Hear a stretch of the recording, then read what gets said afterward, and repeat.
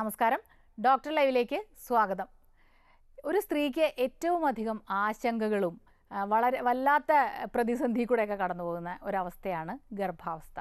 ഈ ഗർഭാവസ്ഥയിൽ ധാരാളം സംശയങ്ങൾ ഇവർക്കുണ്ടാകുന്നുണ്ട്. ഇപ്പോൾ പുതുതായിട്ട് ഒരുപാട് മാർഗങ്ങളുണ്ട് ഗർഭപരിചരണത്തിനും ഇതിനു വേണ്ടിയുള്ള സംവിധാനങ്ങളും എല്ലാം തന്നെ. അത്തരം കാര്യങ്ങളെക്കുറിച്ചാണ് ഇന്നത്തെ ഡോക്ടർ ലൈവിലൂടെ നിങ്ങളോട് സംസാരിക്കുന്നത് എറണാകുളം ലൂർദ്സ് ആശുപത്രിയിലെ ഒബ്സ്റ്റട്രിക്സ് ആൻഡ് ഗൈനക്കോളജി വിഭാഗം മേധാവി ഡോക്ടർ പ്രവീണ എലിസബത്ത്. നമസ്കാരം ഡോക്ടർ. ഡോക്ടർ, ഇപ്പം പണ്ടൊക്കെ പറയും ഗർഭാവസ്ഥ ഒരു വിഷയമേ അല്ലാത്തൊരവസ്ഥയായിരുന്നു. പിന്നീട് വന്നപ്പോൾ സ്ത്രീകൾക്ക് വലിയ ബുദ്ധിമുട്ടാണ്, ഒരുപാട് സംശയങ്ങളുണ്ട്. പിന്നെ ഈ ജോലിക്ക് പോകുന്നവർക്കാണെങ്കിൽ ലീവ് എടുത്ത് വീട്ടിലിരിക്കേണ്ട ഒരവസ്ഥയൊക്കെ.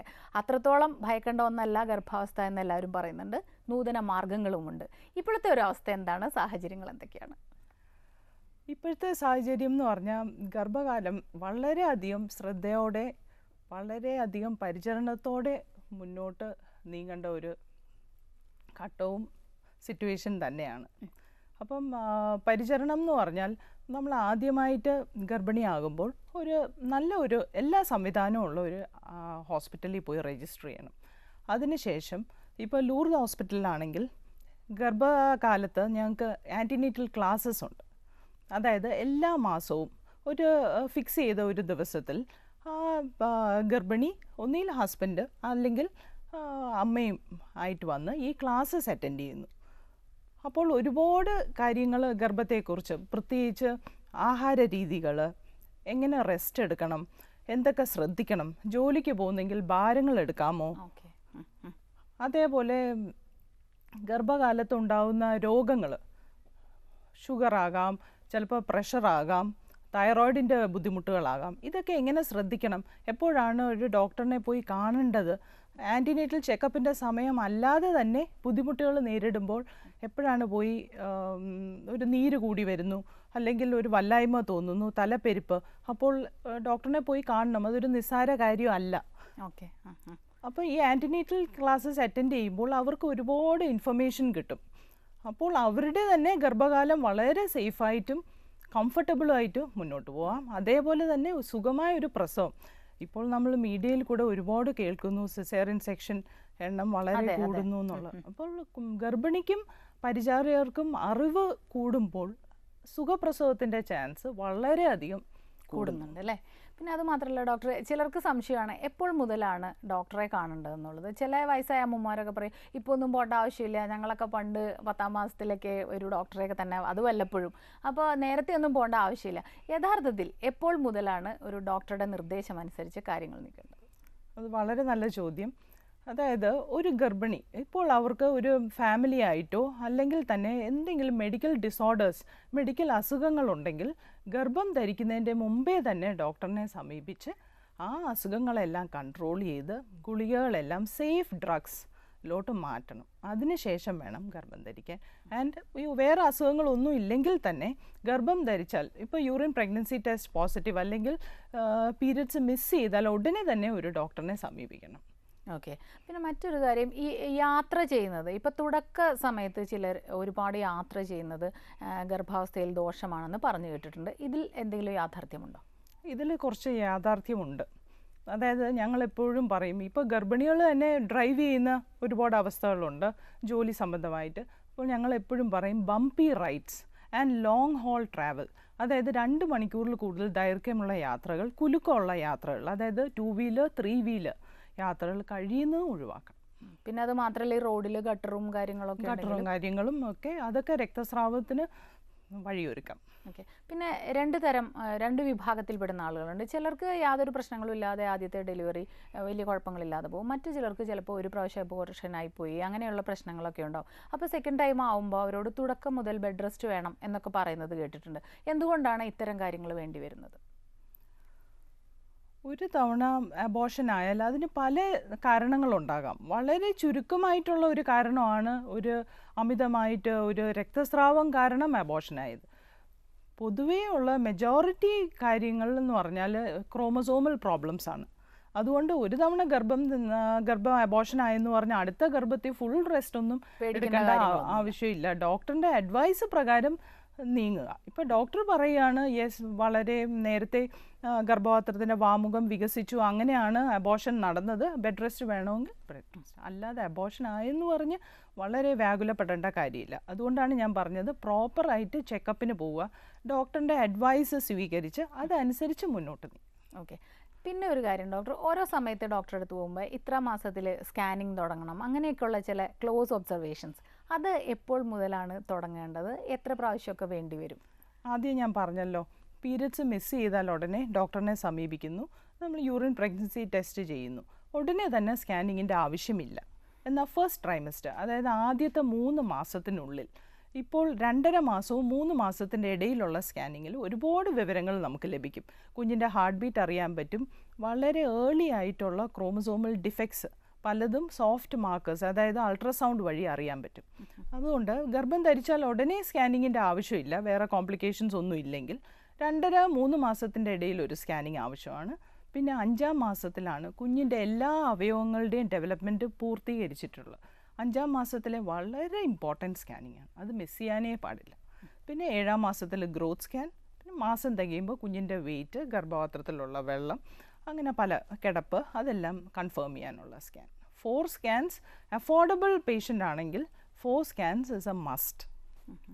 ഓക്കെ ഡോക്ടർ, ഇന്നിപ്പോൾ നൂതനമായ ഒരുപാട് മാർഗങ്ങൾ ഇപ്പോൾ ഗർഭകാലത്തെ പരിചരണത്തിനുമുണ്ട്, പ്രസവ സമയത്തുമുണ്ടല്ലോ. ഏതെല്ലാം തരത്തിലുള്ള ചികിത്സാ രീതികളാണ് ഇന്ന് കേരളത്തിൽ ലഭ്യമായിട്ടുള്ളത്? ഇപ്പോൾ ഗർഭകാലത്ത് തന്നെ അല്ലെങ്കിൽ ഗർഭത്തിന് വേണ്ടിയിട്ട് ഒരുപാട് കാര്യങ്ങളുണ്ട്, പ്രസവത്തിന് എസ്പെഷ്യലി. അപ്പോൾ അതിനുള്ള പുതിയ സൗകര്യങ്ങൾ, അത് കാരണം എന്താണെന്ന് വെച്ചാൽ ഇത് വളരെ എക്സ്പെൻസീവ് ആണെന്നുള്ളൊരു ധാരണ ചിലർക്കെങ്കിലും ഉണ്ട്. അപ്പോൾ അതിൻ്റെ ചിലവുകൾ എങ്ങനെയൊക്കെയാണ് അതെന്ന് ഉപകാരപ്രദമാകുന്നത്? ഒട്ടുമല്ല. ഗർഭകാലത്ത് ഞാൻ പറഞ്ഞ പോലെ ഈ ആൻറ്റിനേറ്റൽ ക്ലാസ്സസ് വളരെ ഇമ്പോർട്ടൻ്റ് ആണ്. പ്രസവ സമയത്ത് ബർത്ത് സ്വീറ്റ്സ് അവൈലബിൾ ആണ്. അതായത് നമുക്ക് വേണ്ടപ്പെട്ട ഒരാൾ, ഒന്നുകിൽ ഹസ്ബൻഡ് അല്ലെങ്കിൽ മദർ, വേണ്ടപ്പെട്ട ഒരാളുമായിട്ട് നമുക്ക് ഇമോഷണലി ബോണ്ടഡ് ആയിട്ട് പ്രസവ സമയത്ത് നമ്മുടെ കൂടെ നിൽക്കാം. അപ്പോൾ ആരാണോ നമ്മുടെ കൂടെ പ്രസവത്തിന് നിൽക്കുന്നത്, ഒന്നുകിൽ നമ്മുടെ husband, otherwise mother or whomever you want, ആ ആളും കൂടി ഈ ആൻറ്റിനേറ്റൽ ക്ലാസ്സസ് അറ്റൻഡ് ചെയ്യണം. അപ്പോൾ ഒരുപാട് വിവരങ്ങൾ ലഭിക്കും. പ്രസവ സമയത്തുള്ള കിടപ്പും ശ്വാസം എടുക്കേണ്ട രീതിയും എല്ലാം പല കാര്യങ്ങൾ. അപ്പോൾ ബർത്ത് സൂട്ട് എക്സ്പെൻസീവേ അല്ല. ഞങ്ങളുടെ ഹോസ്പിറ്റലിൽ, ലൂർദ് ഹോസ്പിറ്റലിൽ ബർത്ത് സ്വീറ്റ് അവൈലബിൾ ആണ്, വളരെ കംഫർട്ടബിൾ ആണ്. പലപ്പോഴും ഇത്തരം ഈ പുതിയ സൗകര്യങ്ങൾ, സംവിധാനങ്ങൾ വരുമ്പോൾ ഒരുപാട് സംശയത്തോടു കൂടി തന്നെയാണല്ലോ എല്ലാവരും നോക്കുന്നുണ്ടാവുക. കാരണം പഴയ മാർഗ്ഗങ്ങൾ തന്നെയല്ലേ നല്ലത്, ഏതെങ്കിലും തരത്തിലുള്ള ബുദ്ധിമുട്ടുകൾ ഉണ്ടാവാൻ സാധ്യതയുണ്ടോ? അപ്പോൾ അതിനൊക്കെ ഇത്തരം കൗൺസിലിംഗ് ഉപകരിക്കുന്നുണ്ടോ? വളരെ അധികം ഉപകരിക്കും. അതേപോലെ ബർത്ത് സ്വീറ്റ് കൂടെ ഡെലിവറി ചെയ്യുമ്പോൾ പേഷ്യൻ്റ് വളരെ റിലാക്സ്ഡ് ആണ്. അവർക്ക് വേണ്ടപ്പെട്ട ഇമോഷണൽ ബോണ്ടിങ് ഉള്ള ഒരാളും കൂടെ നിൽക്കുകയാണ്. അതിൻ്റെ കൂടെ പെയിൻലെസ് ലേബർ എന്ന് പറഞ്ഞ സൗകര്യവും കൂടെ അവൈലബിൾ ആണ്. അതായത് നടുവിനൊരു ചെറിയ ഇഞ്ചക്ഷൻ എടുക്കുക, അപ്പോൾ പ്രസവവേദനയുടെ ആ തീവ്രത വളരെ കുറവാണ്. അപ്പോൾ ഒരു തരത്തിലെ അനസ്തേഷ്യ ആണോ അത്? അനസ്തീസിയ ആണോ അത്? ലോക്കൽ. അപ്പം ആ വേദനയുടെ ആ തീവ്രത വളരെയധികം കുറയും. ലാസ്റ്റ് സ്റ്റേജ് ആ ഒന്ന് പുഷ് ഡൗൺ ചെയ്യേണ്ട സ്റ്റേജിൽ ഡോക്ടർ അഡ്വൈസ് ചെയ്യുമ്പോൾ മാത്രം ഹെൽപ്പ് ഔട്ട് ചെയ്താൽ മതി. ഡോക്ടർ, നമുക്കൊരു ഇടവേളയ്ക്ക് ശേഷം തിരികെ വരാം. ഡോക്ടർ ലൈവിൽ ഒരു ഇടവേള.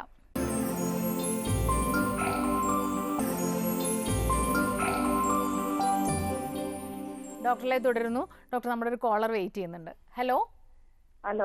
ഡോക്ടറോട് സംസാരിച്ചോളൂ. ഡോക്ടർ പറഞ്ഞോളൂ.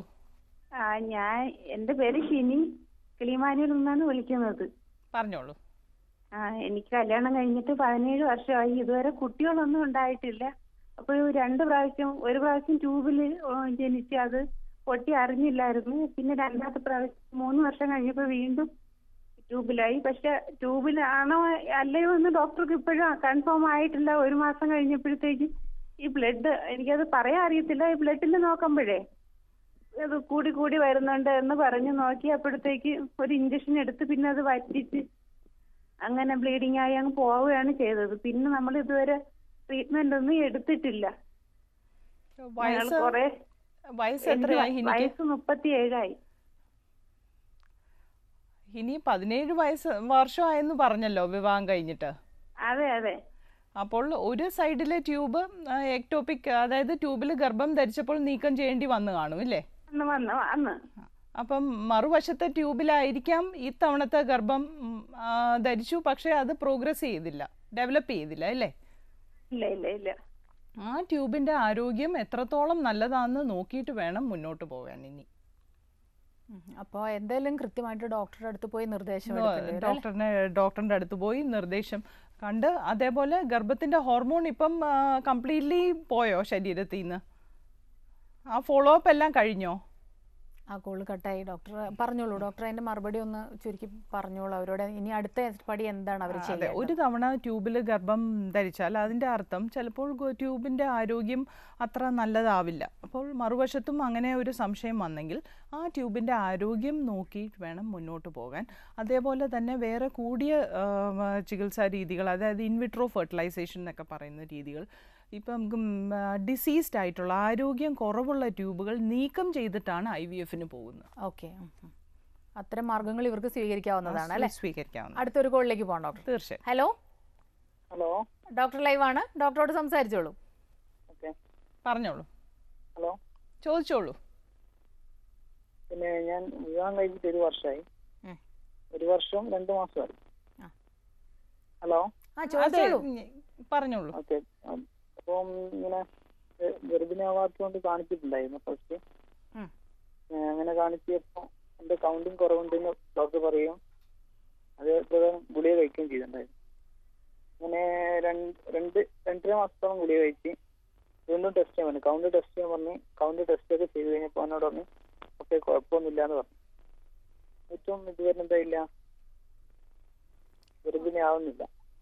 അപ്പോൾ ഈ വന്ധ്യത എന്ന് പറയുന്നത് ഇപ്പം 1 വർഷത്തെ അൺപ്രൊട്ടക്റ്റഡ് ആയിട്ടുള്ള ഫാമിലി ലൈഫിൽ ഗർഭം ധരിച്ചില്ലെങ്കിലാണ് വന്ധ്യത എന്ന് പറയുന്നത്. ഇപ്പം 1 വർഷവും 2 മാസമായി വിവാഹം കഴിഞ്ഞിട്ട്. മെയിൽ ഫാക്ടറും ഉണ്ട്, ഫീമെയിൽ ഫാക്ടറും ഉണ്ട്. താങ്കൾ പറഞ്ഞതനുസരിച്ച് പിന്നെ റിപ്പീറ്റ് സെമൻ ടെസ്റ്റ് ചെയ്തപ്പോൾ ആരോഗ്യമുള്ള സെമൻ അനാലിസിസ് ആണ്. അപ്പോൾ വൈഫിനെ കാണിക്കണം. പിന്നെ ഒരു 10-15% അൺഎക്സ്പ്ലെയിൻഡ് ഇൻഫെർട്ടിലിറ്റിയും ഉണ്ട്. അപ്പോൾ 2 പേരും മൈക്രോ ന്യൂട്രിയൻസ്, അതായത് വിറ്റമിൻ ഗുളികകളും സ്പെഷ്യലിസ്റ്റ് അഡ്വൈസ് അനുസരിച്ച് മുന്നോട്ട് നീങ്ങേണ്ടി തന്നെ വരും. മറ്റൊരു കോളിലേക്ക് പോകാം ഡോക്ടർ. ഹലോ ഹലോ, ഞാൻ കട്ടപ്പനയെന്നാണ് വിളിക്കുന്നത്. ചോദിച്ചോളൂ. എനിക്ക് ആദ്യത്തെ കുട്ടി ഉണ്ടായി കഴിഞ്ഞിട്ട് ഇപ്പം കുട്ടിക്ക് 5 വയസ്സായി, 6 വയസ്സായി. കുട്ടിക്ക് രണ്ടാമത്തെ കുട്ടി ഉണ്ടാകുന്നില്ല.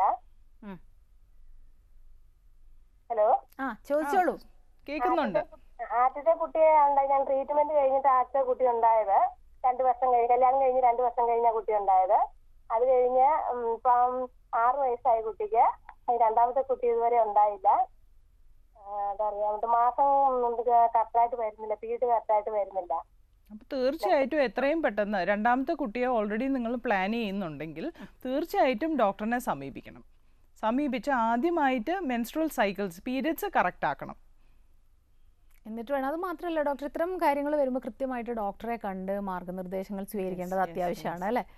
ഇപ്പോൾ ഫെർട്ടൈൽ ഇൻഡെക്സ് പഴയ പോലെ ഫെർട്ടിലിറ്റി കുറച്ച് കുറഞ്ഞു വരികയാണ്. പ്രോബബ്ലി പൊല്യൂഷൻ, പെസ്റ്റിസൈഡ് യൂസ് അതൊക്കെ ആയിരിക്കാം.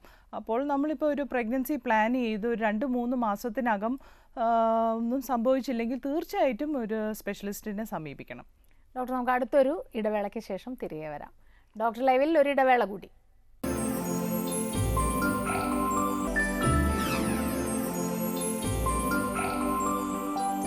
ഡോക്ടർ ലൈവ് തുടരുന്നു. ഡോക്ടർ ഒരു കോളർ വെയിറ്റ് ചെയ്യുന്നുണ്ട്. ഹലോ ഹലോ, നമസ്കാരം. ഡോക്ടറോട് സംസാരിച്ചോളൂ. Good afternoon doctor. Good afternoon, പറഞ്ഞോളൂ. മാഡം, ഞാൻ കർണാടകയിൽ നിന്നാണ് വിളിക്കുന്നത്. എൻ്റെ പേര് നവ്യ. ചോദിച്ചോളൂ. എനിക്ക് ഇപ്പം 9th മന്ത് റണ്ണിങ് ആണ്. ഇപ്പോൾ ഈ മാസം 25-ന് ഡേറ്റ് തന്നിട്ടുണ്ട്.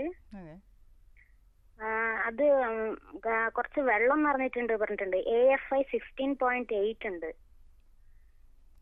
ഓക്കെ. അപ്പം എന്തെങ്കിലും പ്രോബ്ലംസ് ഉണ്ടാകുമോ? ആക്ച്വലി 25 ഈ മാസം ഡ്യൂ ഡേറ്റ് എങ്കിൽ ഓൾറെഡി ഈ മാസം തികഞ്ഞ് നിൽക്കുകയാണ്. ഫുൾ ടേം പ്രഗ്നൻസി ആയി. ഈ 25 എന്ന് പറയുന്ന 40 ആഴ്ചയുടെ കണക്ക്. 37 ആഴ്ചയാകുമ്പം പൂർണ്ണ ഇതായി, ഫുൾ ടേം പ്രഗ്നൻസി ആയി. അപ്പം അധികമൊന്നും വ്യാകുലപ്പെടാനില്ല. ഫ്ലൂയിഡ് കുറച്ച് കൂടുതലാണ്. അങ്ങനെയാണെങ്കിൽ ചിലപ്പോൾ ഡേറ്റിന് കുറച്ച് ദിവസം മുമ്പേ പ്രസവേദന തുടങ്ങാനോ ഒരു ലീക്കിംഗ് ആയിട്ട് സ്റ്റാർട്ട് ചെയ്യാനോ ചാൻസ് ഉണ്ട്. അല്ലാതെ പേടിക്കാനുള്ള ഒന്നുമില്ല, ഫുൾ ടേം പ്രഗ്നൻസി ആണല്ലോ. ഒന്ന് അലേർട്ട് ആയിട്ടിരിക്കണം എന്ന് മാത്രമേ ഉള്ളൂ, പെട്ടെന്ന് ഹോസ്പിറ്റലിൽ പോകും. അതെ അതെ, എല്ലാം പാക്ക് ചെയ്ത് റെഡി ആയി നിൽക്കൂ, അനക്കമെല്ലാം ശ്രദ്ധിക്കൂ. ഇനി ലീക്കിംഗ് ഓർ വിട്ട് വേദന ഉണ്ടെങ്കിൽ ഉടനെ തന്നെ ഹോസ്പിറ്റലിൽ ചെല്ലൂ. വീക്ക്ലി ചെക്കപ്പ്സ് ഈ സമയം വളരെ ഇമ്പോർട്ടൻ്റ് ആണ് ഫുൾ ടേം ആയിട്ടിരിക്കുമ്പോൾ. ഓക്കെ ഡോക്ടർ, ഇപ്പോൾ ഈ ഗർഭാവസ്ഥയിലുള്ള ആശങ്കകൾ പോലെ തന്നെയാണ് പ്രസവിച്ചു കഴിഞ്ഞാൽ നവജാത ശിശുവിൻ്റെ ഒരു പരിചരണം. ഒന്നാമത്തെ കുഞ്ഞിനെ, എത്രയും ചെറിയ കുഞ്ഞിനെ ആദ്യമായിട്ട് എടുക്കുക കളിപ്പിക്കുകയൊക്കെ ചെയ്യുമ്പോൾ തുടക്കം മുതലുള്ള പരിചരണത്തിന് ഇപ്പോൾ കൃത്യമായിട്ട് ഒരുപാട് മാർഗ്ഗങ്ങളുണ്ടല്ലോ അല്ലേ? എങ്ങനെയാണ് അത് നവജാത ശിശു പരിചരണത്തിൻ്റെ ഒരു പ്രാധാന്യം പറയാം? നവജാത ശിശു പരിചരണം എന്ന് പറയുമ്പോൾ ഇപ്പോൾ പ്രീ ടേം മാസം തികയാതെയുള്ള പ്രസവങ്ങളുടെ എണ്ണം വളരെ കൂടുതലാണ്. അപ്പോൾ ഒരു 7 മാസത്തിന് മുമ്പേ പ്രസവവേദനയോ ലീക്കിങ്ങോ അങ്ങനെ ഉണ്ടെങ്കിൽ ഇൻട്രാ യൂട്രൈൻ ട്രാൻസ്ഫർ എന്ന് പറയും. അതായത് പ്രസവത്തിന് ശേഷം കുഞ്ഞിനെ ഒരു ഹയർ സെൻറ്ററിലോട്ട് ട്രാൻസ്ഫർ ചെയ്യുന്നതിന് പകരം ഗർഭിണിയായിട്ടുള്ള അമ്മ അപ്പം തന്നെ റെഫർ ചെയ്ത് ഹയർ സെൻറ്ററിൽ ഇൻട്രാ യൂട്രൈൻസ് ഗർഭസ്ഥ ശിശുവായിട്ടാണ് ചെല്ലേണ്ടത്. ഓക്കെ. അപ്പോൾ ഈ സിസേറിയനോ സുഖപ്രസവമോ കഴിഞ്ഞ ഉടനെ തന്നെ കുഞ്ഞിനെ നിയോണേറ്റൽ ICU, നവജാത ശിശുവിൻ്റെ ICUലോട്ട് മാറ്റിയാൽ കുഞ്ഞ് stands A better chance. Okay. അതൊരു പക്ഷേ ഒരു 6 months ഒക്കെ കഴിയുമ്പോൾ 7th monthലൊക്കെ ഉണ്ടാവും. 7th monthൽ ഇപ്പോൾ ആക്ച്വലി നമ്മൾ വേൾഡ് സ്റ്റാൻഡേർഡ്സ് ആണ് കേരളത്തിൽ. ഇപ്പം 25-26 ആഴ്ച, അതായത് 5.5 മാസം തൊട്ട് നല്ല സെൻറ്റേഴ്സിൽ, ഇപ്പം ഞങ്ങൾക്ക് വളരെ നല്ല ഒരു ന്യൂനേറ്റൽ ICU ആണ് ലൂർദ് ആശുപത്രിയിൽ. ഞങ്ങൾക്ക് 500 ഗ്രാമും 5.5 മാസം തൊട്ട് സർവൈവ് ചെയ്യുന്നുണ്ട്. അപ്പോഴേക്കും അവയവങ്ങളൊക്കെ കൃത്യമായിട്ട് ഇല്ല, അവയവങ്ങളൊക്കെ ആയി വരുന്നേ ഉള്ളൂ. ഓരോ ദിവസമായിട്ട് പരിചരിച്ച് മുന്നോട്ട് കൊണ്ടുവരേണ്ടി വരും ഈ കുട്ടീനെ. അതിന് കൃത്യമായ സംവിധാനങ്ങളുണ്ട്. അടുത്തൊരു കോളിലേക്ക് പോകാം ഡോക്ടർ. ഹലോ. ഹലോ, ഡോക്ടറോട് സംസാരിച്ചോളൂ. ഡോക്ടർ, എനിക്കൊരു കാര്യം ചോദിക്കാനുണ്ടായിരുന്നു. അതായത് ഞാനിപ്പോ പ്രഗ്നന്റ് ആണോ എന്ന് എനിക്കൊരു ഡൗട്ട് ഉണ്ട്. എന്റെ പീരിയഡ് ഇപ്പൊ മിസ്സായിട്ട് ഇപ്പൊ 3 days ആയി. പക്ഷെ എന്റെ ഡൗട്ട് എന്താന്ന് വെച്ചാൽ ഞാൻ 1 week മുമ്പ് ഒരു CT സ്കാൻ ചെയ്തിരുന്നു നെക്കിന്റെ. അപ്പൊ അത് ഇപ്പൊ ഞാൻ പ്രഗ്നന്റ് ആണെങ്കിൽ അതിന് എന്തെങ്കിലും എഫക്ട് ഉണ്ടാവും ഞാൻ CT സ്കാൻ ചെയ്തുകൊണ്ട്? CT സ്കാൻ ഡെഫിനറ്റ്ലി റേഡിയേഷൻ ഉള്ള ഒരു ടെസ്റ്റ് തന്നെയാണ്. അപ്പോൾ ഇപ്പോൾ ഗർഭിണിയാണെന്ന് അറിഞ്ഞുകൂടാഞ്ഞുകൊണ്ട് വയറൊന്നും അബ്ഡോമിനൊന്നും ഷീൽഡ് ചെയ്യാതെയാണ് ചെയ്തേക്കുന്നത്. അപ്പോൾ ഒരു റേഡിയേഷൻ ഹാസർഡ് ഉണ്ട്. പിന്നെ വേറൊരു കാര്യമുണ്ട്, ഓൾ ഓർ നൺ ലോ. അതായത് വളരെ കൂടിയ റേഡിയേഷൻ അടിച്ച് ഈ കുഞ്ഞ് നന്നായിട്ട് ഡെവലപ്പ് ചെയ്തില്ലെങ്കിൽ, അതായത് വളരെ ഏർലി സ്റ്റേജിൽ തന്നെ അതങ്ങ് അബോർഷനായി പോകും എന്നാണ് പറയുന്നത്. ഓൾ ഓർ നൺ ലോ കിട്ടുവാണെങ്കിൽ നല്ല ആരോഗ്യത്തോടെ വരും, അല്ലെങ്കിൽ ഡാമേജ് ഉണ്ടെങ്കിൽ, റേഡിയേഷൻ ഡാമേജ് ഉണ്ടെങ്കിൽ വളരെ ഏർലി സ്റ്റേജിൽ അങ്ങ് അബോർഷനായി പോകും.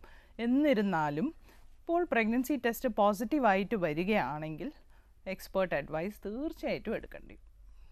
ഓക്കെ, നമുക്കപ്പോൾ അതിന് കൃത്യമായ മാർഗ്ഗങ്ങളുണ്ടോ? ഇതുപോലെ എന്തെങ്കിലും പ്രശ്നമുണ്ടെങ്കിൽ അത് കണ്ടിന്യൂ ചെയ്യാനായിട്ട് മാർഗ്ഗങ്ങളുണ്ടോ? അതോ കൗൺസിലിങ്ങേ ഉള്ളൂ. റേഡിയേഷൻ ഹാസർഡ് കുഞ്ഞ് ജനിച്ചതിന് ശേഷം ആ ഫസ്റ്റ് 5 years മോണിറ്റർ ചെയ്താലേ അറിയാൻ പറ്റുള്ളൂ. അപ്പോൾ ഇത്തരം കാര്യങ്ങളിൽ നമ്മൾ വളരെ ജാഗ്രത വേണം.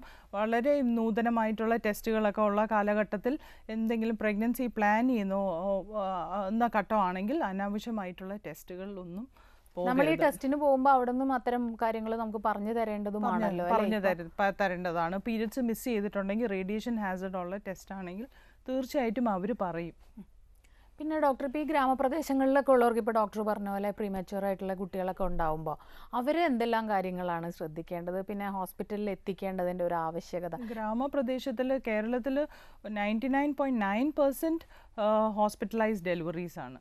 അപ്പോൾ പ്രോപ്പറായിട്ട് ചെക്കപ്പിന് ചെല്ലുക, മാസമുള്ള കറക്റ്റ് ചെക്കപ്പും അഡ്വൈസും സ്വീകരിക്കുക. അതാണ് ഏറ്റവും, prevention is better than cure. പിന്നെ കുഞ്ഞുണ്ടായി കഴിഞ്ഞാൽ ഒരുപാട് പേര് കാണാൻ വേണ്ടി വരും. ഇപ്പോൾ ഡോക്ടർ പറഞ്ഞ രീതിയിലുള്ള കുട്ടികൾ, പ്രിമച്യൂർ ആയിട്ടുള്ള കുട്ടികൾക്ക് പലപ്പോഴും ഈ കൂടുതൽ ആളുകൾ വരുന്നത് അസുഖങ്ങളുള്ളവരുണ്ടാവാം, പലതരത്തിലുള്ള പ്രശ്നങ്ങളുണ്ടാവും. അത് നിയന്ത്രിക്കേണ്ടതിൻ്റെ ഒരു ആവശ്യകത, കാരണം പലപ്പോഴും ഇതൊരു പ്രശ്നമാകാറുണ്ട്, പരിഭവങ്ങൾക്ക് ഇടവയ്ക്കാറുണ്ട്. അതിൻ്റെ ഒരു ശാസ്ത്രീയ വശം ഒന്ന് പറയാമോ? തീർച്ചയായിട്ടും. ഒരു കുഞ്ഞ് ജനിച്ചാൽ ഹോസ്പിറ്റൽ വിസിറ്റ് കഴിയുന്നതും ലിമിറ്റഡ് ആയിട്ടുള്ള ആൾക്കാർ ഹോസ്പിറ്റലിൽ ചെന്ന് വിസിറ്റ് ചെയ്യുക. ഹോസ്പിറ്റലിൽ കുട്ടികളുമായിട്ട്, രോഗികളെ ആയാലും പ്രസവിച്ച ഒരു വ്യക്തിയെ കാണാനായാലും കഴിയുന്നതും കുട്ടികളുമായിട്ടുള്ള ഹോസ്പിറ്റൽ വിസിറ്റ്സ് ഒഴിവാക്കുന്ന ഏറ്റവും നല്ലത്. അതേപോലെ മാസം തികയാത്തതും തൂക്കം കുറഞ്ഞുള്ള കുഞ്ഞുങ്ങളെ കഴിയുന്നതും അവരൊരു 3 കിലോ ആകുന്നവരെ ഒന്നോ രണ്ടോ പരിചാരകർ, അതിൽ കൂടുതൽ പേര് ഹാൻഡിൽ ചെയ്യാതിരിക്കുന്നതാണ് വളരെ നല്ലത്. ഒരു കാര്യം കൂടി ഡോക്ടർ, ഇപ്പോൾ പണ്ടൊക്കെ പ്രസവം കഴിഞ്ഞാൽ ഒരു പ്രസവരക്ഷാ പരിചരണങ്ങൾ ധാരാളമുണ്ട്. ലേഹ്യം കഴിക്കും, കിടപ്പ്, ഭക്ഷണം കൂടുതൽ കഴിക്കുക, അങ്ങനെയൊക്കെ. ഇന്നത്തെ കുട്ടികൾ പലതും അത് ചെയ്യുന്നില്ല. കാരണം കുറേ കൂടി അവർ അവെയറാണ് എന്ത് ചെയ്യണം എന്ത് ചെയ്യരുത്. അപ്പോൾ ഈ പ്രസവരക്ഷയ്ക്ക് വേണ്ടി കാര്യമായിട്ട് അങ്ങനെ ചെയ്യുന്നതിൻ്റെ അത് ആവശ്യമുണ്ടോ യഥാർത്ഥത്തിൽ? എങ്ങനെയാണ് വേണ്ടതെന്നൊന്ന് ചുരുക്കി പറയാം. ആവശ്യമില്ല എന്ന് ഒരിക്കലും പറയാൻ പറ്റില്ല. ബിക്കോസ് വർഷങ്ങളായിട്ട് തലമുറകളായിട്ട് ചെയ്തു വരുന്ന ഒരു കാര്യം. പക്ഷേ ഒരു പ്രസവത്തിന് ശേഷം ഒരു ഹൈ BMI, ഒരു 60-65 കിലോയിൽ തൂക്കം കൂടുതലുള്ള അമ്മമാർ ഈ കൊഴുപ്പും നെയ്യും അടങ്ങിയിട്ടുള്ള പ്രസവരക്ഷകളെല്ലാം എടുത്ത് ഒരു 70-75 കിലോസ് ആകുന്നതിനോട് ഞങ്ങൾ എപ്പോഴും അവരെ നിരുത്സാഹപ്പെടുത്താറുണ്ട്. എടുക്കാം ആയുർവേദ മരുന്നുകൾ, പക്ഷേ ഈ കൊഴുപ്പും നെയ്യും കുറഞ്ഞ മരുന്നുകൾ എടുക്കുക. അതേസമയം വ്യായാമം, സുഖപ്രസവമാണെങ്കിൽ 6 ആഴ്ച കഴിഞ്ഞ് തീർച്ചയായിട്ടും വ്യായാമങ്ങൾ സ്റ്റാർട്ട് ചെയ്യാം. പഴമക്കാർ 90 ദിവസം ഒരേ കിടപ്പ് അങ്ങനെ ഒരു കാര്യം ഞങ്ങൾ അഡ്വൈസ് ചെയ്യുന്നില്ല. പ്രസവം കഴിഞ്ഞ് നെക്സ്റ്റ് ഡേ മുതൽ എണീറ്റ് നടക്കുക. ഡോക്ടർ, നമ്മുടെ ഇന്നത്തെ ഡോക്ടർ ലൈവിൻ്റെ സമയം ഇവിടെ അവസാനിച്ചിരിക്കുകയാണ്. വളരെയധികം നന്ദിയുണ്ട് ഞങ്ങളോട് സഹകരിച്ചതിന്. ഇന്നത്തെ ഡോക്ടർ ലൈവ് ഇവിടെ അവസാനിക്കുന്നു. നമസ്കാരം.